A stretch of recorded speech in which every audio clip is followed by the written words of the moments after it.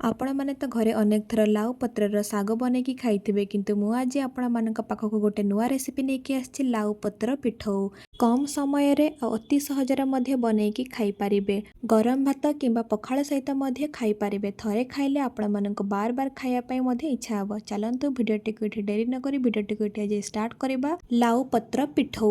नमस्कार आदिवासी रसोई चैनल को आपण मन को अनेक अनेक स्वागत। लाउ पत्र पिठा बनैया प्रथम एठी हमको लाउ साग दरकार। एठी देखंतु लाउ साग मु डंक सह नै जाईची।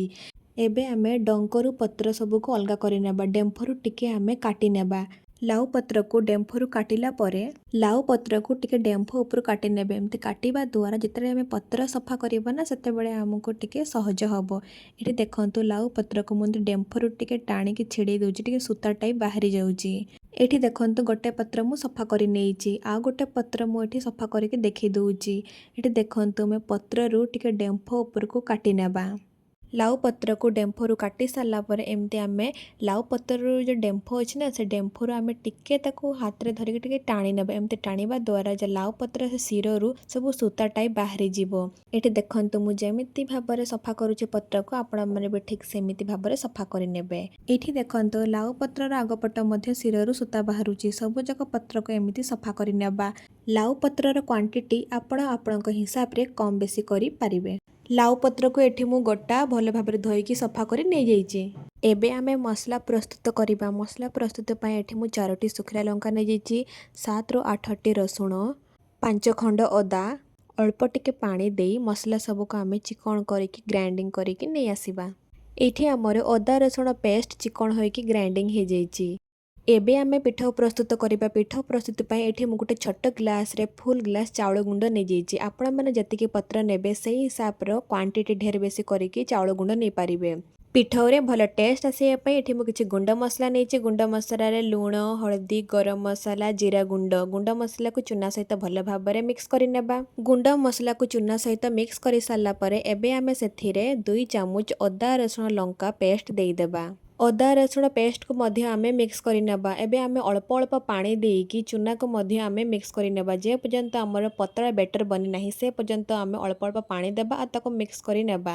आउ हां आपण माने घरे जेबे भी लाउ पत्र रे पिठौ प्रस्तुत करूचंती ना चाउल चूना किंबा कॉर्नफ्लोर व्यवहार करिकी पिठौ प्रस्तुत करंतु। चाउल गुंड कॉर्नफ्लोर रे पिठौ प्रस्तुत करले पिठौर टेस्ट बहुत भल आसीथा आ पिठौटी पूरा क्रिस्पी बनी थाए। बेसन रे लाउ पत्र पिठौ प्रस्तुत करले पिठौर टेस्ट एते भल आसी न थाए। एठी देखंतु बेटर टी हमर प्रस्तुत हो जाईची। बेटर को आमे एमिति बहलिया रखिबे, बेसी पतला की बेसी मोटा रखिबा नाही। एबे आमे जो चाउल चूना बेटर को बने के रखिथिले एबे आमे सेथिरे लाउ पत्र को बेटर ऊपर बुडे दबा। गोटे साइड बुडे सला पर ताको आ गोटे साइड आमे बेटर भल भाबरे बुडे नेबा। लाउ पत्र को एमिति मझरु फोल्ड करिकी ताको गोटे साइड भल भाबरे बुडे नेबा।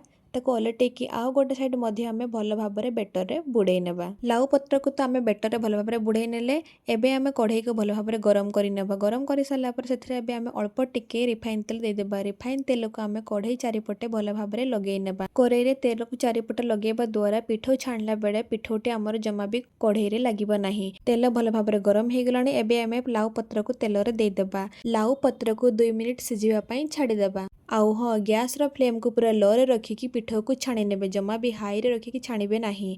वर्तमान एबे हमर 2 मिनिट हे गलानी। पिठौ को एबे आमे आ गोटे साइड ओलटेकी टिके चापी नेबा। चापी के ताको आमे 3 रु 4 मिनिट लो मीडियम रे रखिकी गैस रो फ्लेम को पिठौ को छाणी नेबा। 3 रु 4 मिनिट एठी हमर हे गलानी। एठी देखंतु पिठौर कलर पूरा चेंज हेची। गोटे साइड रेड हे जाईची ताको ओलटेकी आउ टिके चापी नेबा। चापी के ताको 3 रु 4 मिनिट पिठौ को सिझिबा पई छाडी देबा। 3-4 मिनिट एठी हमर हे गलानी। पिठौटी एठी हमर सिझी जाईची आ कलर मध्ये चेंज हेची। एबे आमे पिठौ को गोटे प्लेट रे काढी नेबा। सेही सेम तेल रे ही आ गोटे पिठौ को मध्ये एठी आमे छाणी नेबा। पिठौ सिझिबा पई आमे ताको 2 रु 3 मिनिट छाडी देबा गैस रो फ्लेम को लो रे रखिकी।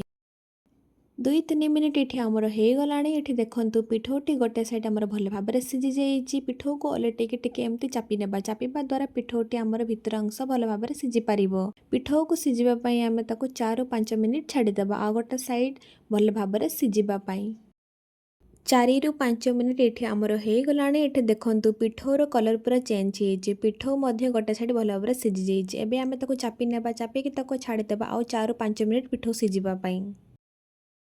4-5 ମିନିଟ୍ ପରେ ଏଠି ଦେଖନ୍ତୁ ପିଠଉର କଲର୍ ପୁରା ଚେଞ୍ଜ ହେଇଯାଏ। ପିଠଉଟି ମଧ୍ୟ ଏଠି ଆମର ଭଲ ଭାବରେ ସିଝି ଯାଇଛି। ଏବେ ଆମେ ପିଠଉକୁ ଗୋଟେ ପ୍ଲେଟ୍ରେ କାଢ଼ି ନେବା। ସବୁଯାକ ପିଠଉକୁ ଆମେ ସେହି ସେମ୍ ପ୍ରୋସେସ୍ରେ ଛାଣି ନେବା। ଏଠି ଦେଖନ୍ତୁ ସବୁଯାକ ପିଠଉକୁ ମୁଁ ଏଠି ଛାଣି ନେଇଛି। ଲାଉ ପତ୍ର ପିଠଉ ଗରମ ଭାତ କିମ୍ବା ପଖାଳ ସହିତ ମଧ୍ୟ ଆପଣମାନେ ଖାଇପାରିବେ। ଆଉ ଏଇଠି ଆପଣମାନେ ଦେଖିକି ଜାଣିପାରୁଥିବେ ଯେ ପିଠଉଟି ଏଠି ଆମର କେତେ କ୍ରିସ୍ପି ବନିଛି। ଲାଉ ପତ୍ର ପିଠଉ ଥରେ ଘରେ ବନେଇକି ଖାଇଲେ ହିଁ ଜାଣିପାରିବେ ଯେ କେତେ ଟେଷ୍ଟି ହୋଇଥାଏ। ଥରେ ଖାଇଲେ ଆପଣମାନଙ୍କୁ ବାର ବାର ବନେଇକି ଖାଇବା ପାଇଁ ଇଚ୍ଛା ହେବ। ଆଶା କରୁଛି ଆଜିକା ଭିଡ଼ିଓଟି ଆପଣ ସମସ୍ତଙ୍କୁ ଭଲ ଲାଗିଥିବ। ଲାଇକ୍, କମେଣ୍ଟ, ସେୟାର, ସବସ୍କ୍ରାଇବ୍ କରିବା ପାଇଁ ଜମା ବି ଭୁଲିବେନି। ସବସ୍କ୍ରାଇବ୍ କରିବା ଦ୍ୱାରା ମୁଁ ଯାହା ବି ଭିଡ଼ିଓ ଅପଲୋଡ଼ କରିବି ସର୍ବପ୍ରଥମେ ଆପଣମାନଙ୍କ ପାଖକୁ ନୋଟିଫିକେସନ୍ ଯିବ। ଆଜିକା ଭିଡ଼ିଓଟି ମୁଁ ଏଠି ଶେଷ କରୁଛି। ଆମେ ପୁଣି ଦେଖା ହେବା ଗୋଟେ ନେକ୍ସଟ ଭିଡ଼ିଓରେ।